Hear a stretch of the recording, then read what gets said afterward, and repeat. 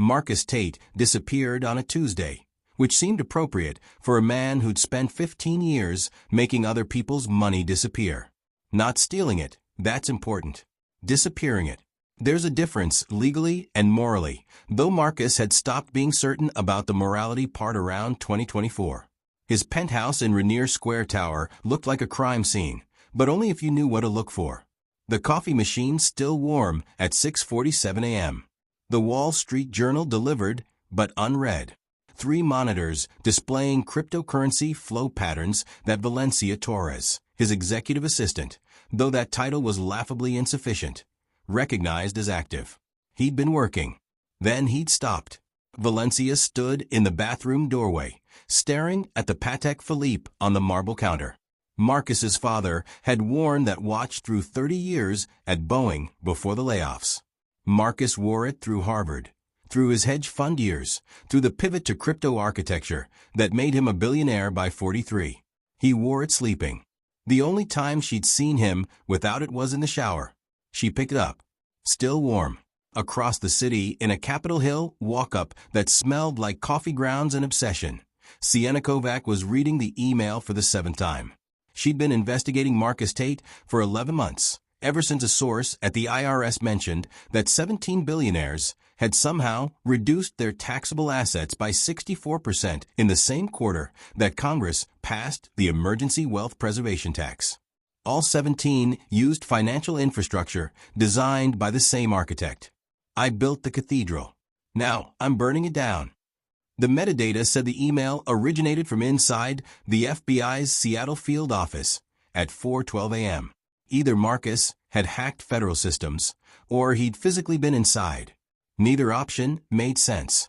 Marcus Tate didn't do dramatic. He did precise. He did elegant. He did systems so beautiful that even the people he was hiding money from couldn't help admiring the architecture. Sienna pulled up her investigation timeline. 53 financial transactions, 9 shell corporations, connections threading through the Cayman Islands, Singapore, and weirdly Reykjavik. She'd been close to something. Close enough that Marcus would know she was looking. Maybe close enough that he'd decided looking was the least of his problems. Her phone rang. Unknown number. She answered. Don't publish anything. The voice was female, young, controlled. Not yet. Who is this? Someone who knows where the actual bodies are buried. Marcus is a symptom. If you expose him now, you'll never reach the disease. The line went dead. If you're hearing this right now, help me prove something wrong. My mom thinks I'm wasting my time doing this, but if you subscribe, it reminds me that I'm not. 60 miles away, Dr. Elliot Reimer sat in his University of Washington office, replaying Marcus's voicemail.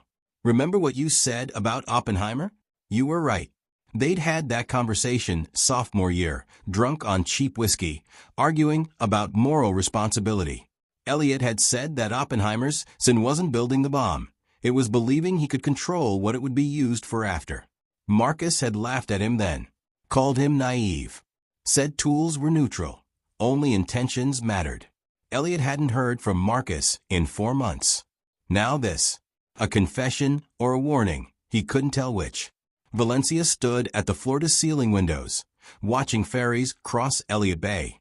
In 90 minutes, Marcus was supposed to appear via satellite for a Bloomberg interview about cryptocurrency regulation. She could report him missing. Let the professionals handle it. Or she could walk into that conference room, connect the laptop she was already holding, and play the deepfake video she'd started rendering the moment she found the watch.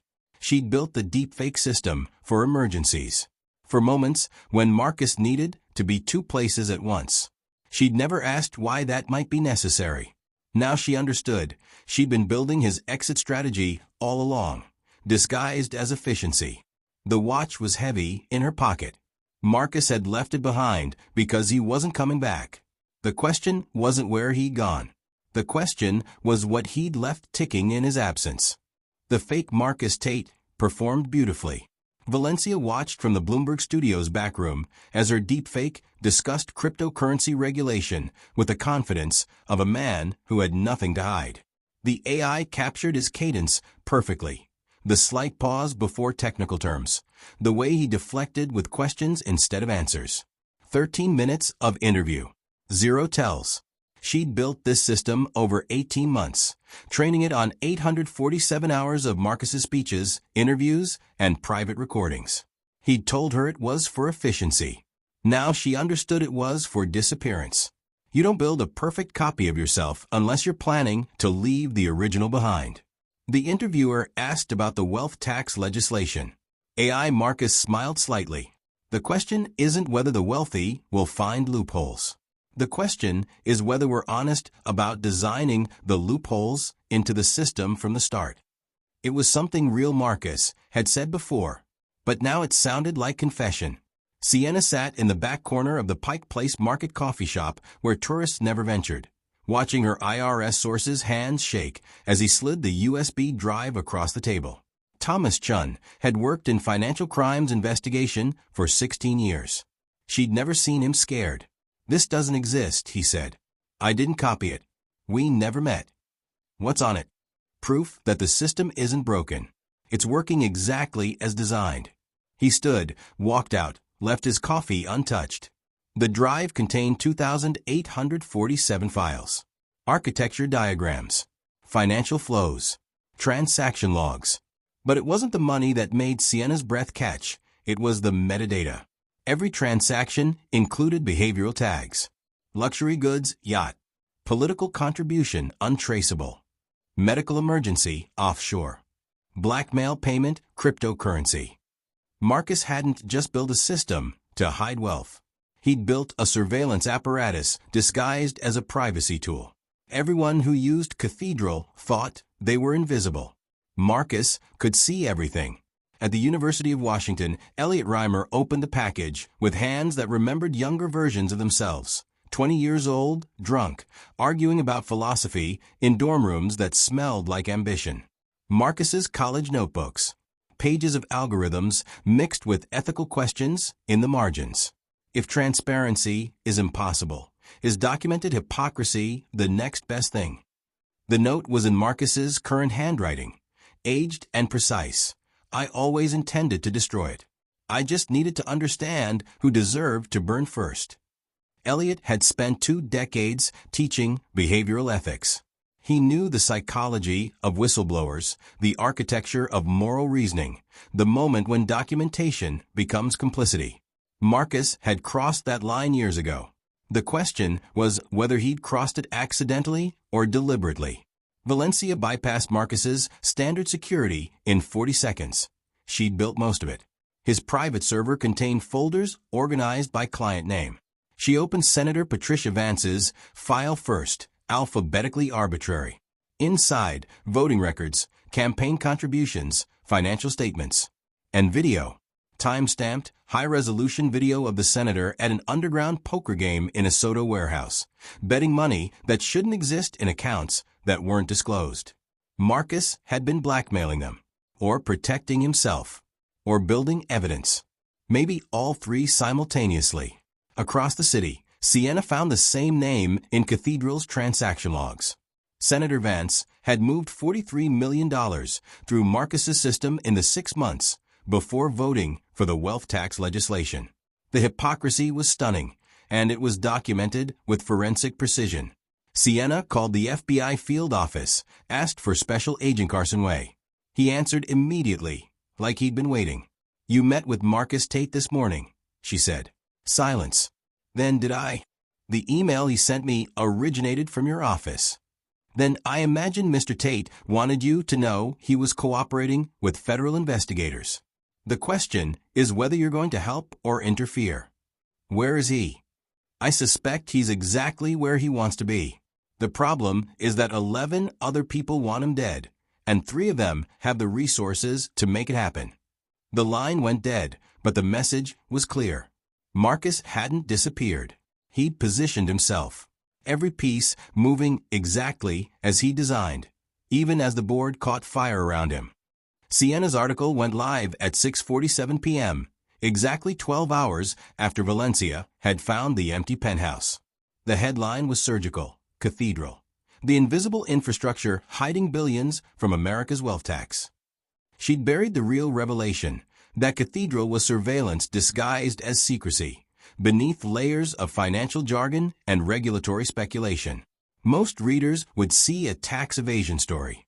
The right people would see a warning shot. Marcus would see the invitation. The article hit 200,000 views in 17 minutes. Sienna's phone erupted with calls from news networks, congressional aides, and 3 lawyers representing clients she hadn't named. She ignored all of them, watching the traffic patterns, waiting for the one reader who mattered. Valencia stood in the Soto warehouse at midnight, the kind of place that didn't exist on maps, but everyone in Seattle's financial elite knew about. The poker games ran Tuesday and Friday nights. Stakes that would buy houses. Players whose faces you weren't supposed to remember. Security footage from that morning showed Marcus arriving at 1:43 a.m., alone. He played 2 hands, folded both, then left at 2:17 a.m. with Senator Patricia Vance. They walked to separate cars. 30 seconds of conversation Valencia couldn't lip read. Then nothing. But the footage showed something else. Marcus had deliberately positioned himself in frame, making sure every camera caught his face. He wasn't hiding. He was establishing alibi or timeline or presence. He was building a narrative. At his university office, Elliot listened to the woman across from him describe her friend's condition. He built something beautiful, she said, believing he could control how it was used. Now he discovers it's been weaponized. Does the builder bear responsibility for every use of his tools? The Oppenheimer question. The atomic moral dilemma. She was describing Marcus without saying his name. Is your friend struggling with guilt or with consequences? Elliot asked. Is there a difference? Guilt is internal. Consequences are external. Most people confuse them. He paused. Why did he build it? He thought if he documented the hypocrisy perfectly enough, the system would reform itself. He believed in the redemptive power of evidence. Elliot recognized Marcus's idealism aged into cynicism. And now he wonders if he just became a better class of criminal. Senator Patricia Vance stood at a hastily arranged press conference, her chief of staff looking like he'd aged 5 years in 5 hours. The allegations in today's article are categorically false. I have never used offshore financial instruments to hide assets from taxation. My financial disclosures are complete and accurate. Sienna watched the live stream, studying microexpressions. The senator's hands gripped the podium too tightly. Her blink rate was elevated. The statement was prepared, rehearsed, and terrified. Within 40 minutes, 17 journalists covering the press conference received identical manila envelopes via courier. Inside, transaction records showing $43 million moving through Cathedral's infrastructure. Timestamps matched Senate voting sessions. Locations triangulated to Washington, D.C., the Cayman Islands, and the Soto warehouse. Everything except video proof. Marcus was building pressure, not dropping bombs. Valencia sat in the penthouse, staring at the file Marcus had left in her encrypted directory. Final_testament.exe. She'd run the metadata analysis. It was a release protocol. Every piece of video evidence, every documented crime, every recorded conversation. Programmed to distribute to 847 news organizations simultaneously. All it required was her encryption key. Marcus had built the gun, loaded it, left it in her hands. The question was whether he'd left it as weapon or test. Her phone buzzed. Email from an encrypted address. You know what's right. I'm trusting you to choose when. She deleted it immediately. But the file remained, pulsing like a countdown on her screen. Sienna's computer chimed. New email. Same encryption signature as before. You published the Cathedral. Now ask why 17 billionaires would hire the same architect.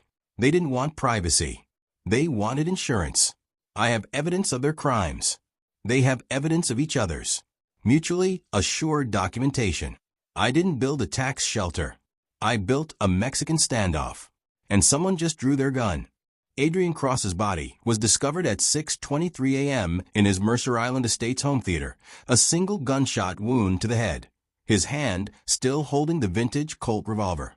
The King County Medical Examiner would rule it's suicide by Thursday.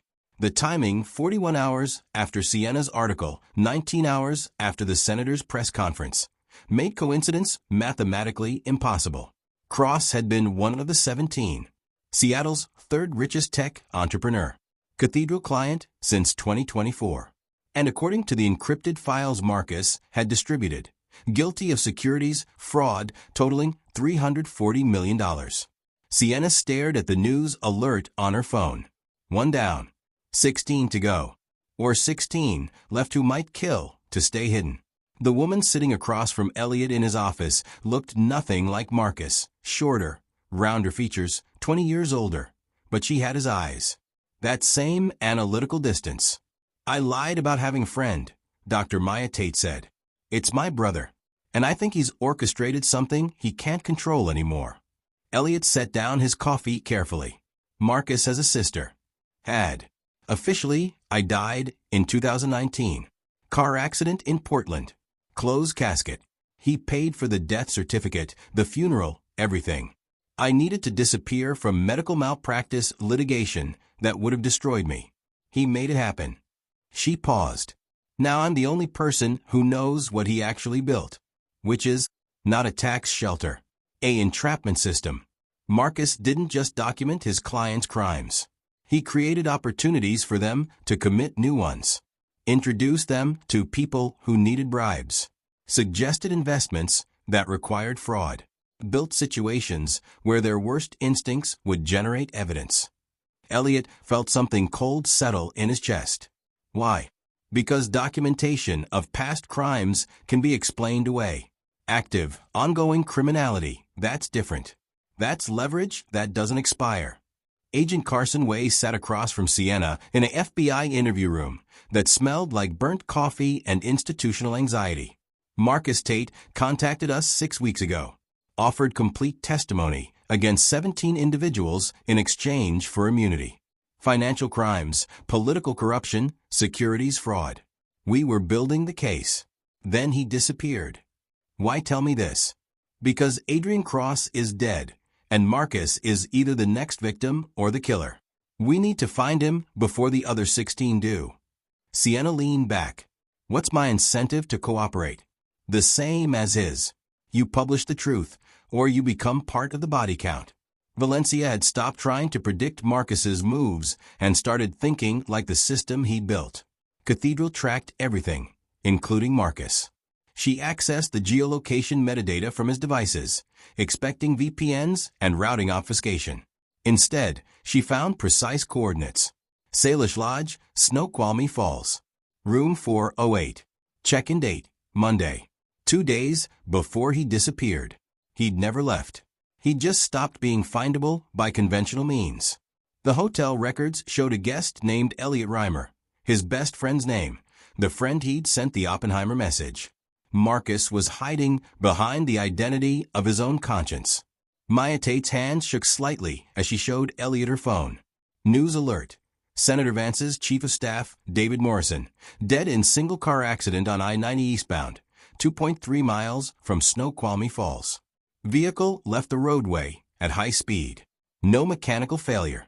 No toxicology results yet. That's 2, she said. Marcus predicted this. He told me if the system ever started collapsing, it would collapse fast. Mutually assured documentation only works if everyone believes everyone else will honor it. The moment one person breaks, it becomes a race to eliminate witnesses, Elliot finished. My brother is in hiding. He's waiting to see who comes for him first. And when they do, he'll have evidence of murder on top of everything else. At 11:47 p.m., 3 separate vehicles arrived at Salish Lodge. Sienna's rented Toyota, Valencia's Tesla, an unmarked FBI sedan. Inside room 408, Marcus Tate sat at a desk facing the door, 3 laptops open, recording everything. He'd been expecting them. The question was, who else was coming? Room 408 was too small for the weight of everyone's expectations. Marcus sat at the desk like a chess player facing simultaneous opponents. Sienna by the door, journalist instincts cataloging every detail. Valencia near the window, her loyalty and anger occupying the same space. Agent Way by the bathroom, hand resting casually near his weapon. Elliot in the chair, looking at his oldest friend like a stranger. And Maya, standing behind Marcus, the ghost who'd come back to haunt her own funeral. "You're predictable," Marcus said to all of them. "I knew exactly when each of you would find me." Sienna needed 48 hours to trace the email metadata. Valencia needed access to Cathedral's geolocation protocols. Agent Way needed legal justification to track me without a warrant. Elliot needed Maya to overcome his loyalty. And Maya, he glanced back at his sister, you needed to believe I was worth saving one more time. "This isn't salvation," Maya said quietly. "This is documentation." Sienna's phone buzzed. News alert. She read it, felt her stomach drop. Diane Kozlov just killed herself. On Instagram Live. Everyone's phones erupted simultaneously. The video was already at 2 million views. Kozlov, tech investor, Cathedral client, $3.2 billion net worth, sitting in her Laurel Hest mansion, gun to her temple, speaking directly to camera. "Marcus Tate destroyed my life by documenting it accurately. Everything he has on me is true. I bribed for city council members. I manipulated stock prices. I exploited workers while preaching equity. He gave me the tools to hide it, then recorded me using them. I'm not a victim. I'm just refusing to wait for the execution." The gunshot was heard by 2.3 million people. Valencia looked at Marcus. "How many more?" "As many as choose truth over consequences," he said. "I didn't kill her. I just made lying unsustainable." Agent Way stepped forward. "You said 17 clients. We've identified 16 billionaires. Who's the 17th? Marcus smiled without humor. "The Defense Advanced Research Projects Agency. DARPA commissioned Cathedral in 2023 as a financial surveillance prototype. Track dark money, identify terrorist funding, monitor corruption. I built exactly what they asked for. Then they classified the project and buried it because it worked too well. It didn't just find criminals, it found senators, generals, contractors. People who weren't supposed to be findable." "So you stole it," Sienna said. "I privatized it. Proved the system worked by selling it to the exact people it was designed to catch. The hypocrisy wasn't a bug. It was the entire point." Valencia's voice was ice. 6 of your clients contacted me in the last 18 hours. They know I have administrative access. They're offering $50 million to delete everything and testify you acted alone. The money's already in escrow." The room went silent. Marcus didn't look surprised. "Are you going to take it?" Elliot asked. "I'm still deciding if you deserve to know." The door opened without knocking. A woman in her 50s, carrying a DOJ credentials folder and a litigation bag that looked heavier than her. "Marcus Tate, I'm Federal Prosecutor Sarah Chun. Your testimony has been accepted. We're filing RICO charges against 14 defendants." 16, Marcus interrupted. 2 are dead. 14 remaining. This is the largest financial corruption case in American history. You're not getting immunity. You're getting a reduced sentence in exchange for cooperation. Maya stepped forward. "He's not testifying. I am." Everyone turned. She pulled out a medical file, set it on Marcus's desk. Stage 4 pancreatic cancer. Diagnosis, June 2024. Prognosis, 8 to 12 weeks remaining. "I built Cathedral," Maya said. Marcus was the figurehead. I was the architect. I have weeks left. You want someone to prosecute? Take me. The window exploded. Gunshot. Glass everywhere. Valencia dropped. Not hit, trained instinct. Agent Way had his weapon drawn before the second shot hit the desk. Someone outside wasn't waiting for the legal system to decide who burned. The third shot hit the laptop, obliterating the center screen in a shower of sparks and plastic. Agent Way was on his radio. Shots fired, federal agent under attack, Salish Lodge, need immediate backup. But everyone in the room knew help was 20 minutes away, and the shooters were already here. Marcus pulled everyone away from the windows. They're not trying to kill us. Not yet. They're destroying the equipment. The evidence. Who's they? Sienna demanded, pressed against the wall. Whoever's desperate enough to commit murder to avoid documentation. Could be one client. Could be all 14. Valencia crawled to the destroyed laptop, pulled the hard drive. Intact. She looked at Marcus. Everything's backed up anyway. They're not stopping anything. Maya's voice cut through the chaos, suddenly clear. They're not trying to stop it. They're trying to make us stop it. Marcus, tell them. Tell them the truth. Marcus closed his eyes. Maya, I manipulated you. Maya turned to the others, calm despite the gunfire. Marcus thinks Cathedral was his idea. His guilt. His moral failure. It wasn't. I designed it. I guided him to build it. I used his genius and his idealism and his desperate need to fix broken systems. Elliot stared at her. Why? Because I was the one who committed malpractice. I killed a patient through negligence, a 14-year-old girl, during a routine procedure. Marcus helped me disappear to protect me. I owed him. So I gave him away to believe he was the villain instead of the hero. Because heroes don't survive guilt. Villains do. The room absorbed this like a body blow. Valencia stood, holding her phone. I activated Final Testament 10 minutes ago. Modified protocol. Everything releases in 72 hours. Every document. Every video. Every transaction. The clients have 3 days to confess, flee, or prepare. That's mercy they don't deserve, Sienna said. It's accountability they can't escape. Valencia looked at Marcus. You built a cathedral. I'm ringing the bells. Prosecutor Chen's voice was surgical.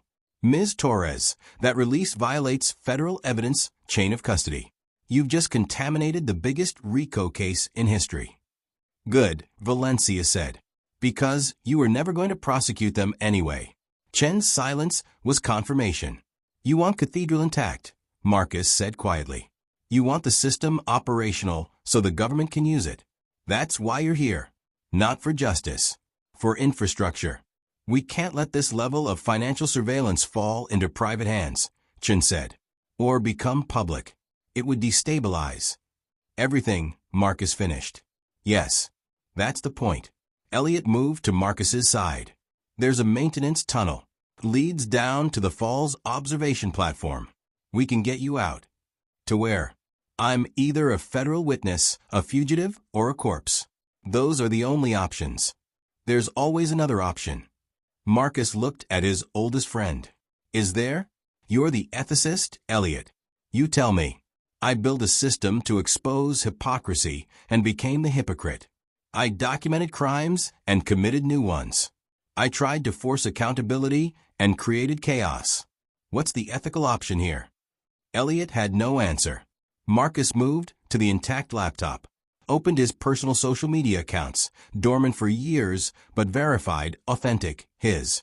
Started a live stream. No filter. No editing. Just him, the room, and the truth. My name is Marcus Tate. In the last 6 minutes, 847 news organizations received complete documentation of financial crimes committed by 14 of America's wealthiest individuals and the system that enabled them. In 72 hours, that information becomes public. No lawyers can stop it. No court order can prevent it. No amount of money can erase it. He looked directly into the camera. I built the cathedral. Now watch it burn. Federal agents breached the door as the live stream hit 400,000 viewers. Marcus walked past them, past Chun, past everyone, onto the balcony. The falls roared below, eternal and indifferent. He didn't jump. He just stood there, watching the water that had fallen for millennia before him and would fall for millennia after. The surveillance finally over. The documentation complete. The architect, at last, just a man. Marcus built a system that couldn't be escaped, then discovered he was trapped inside it too.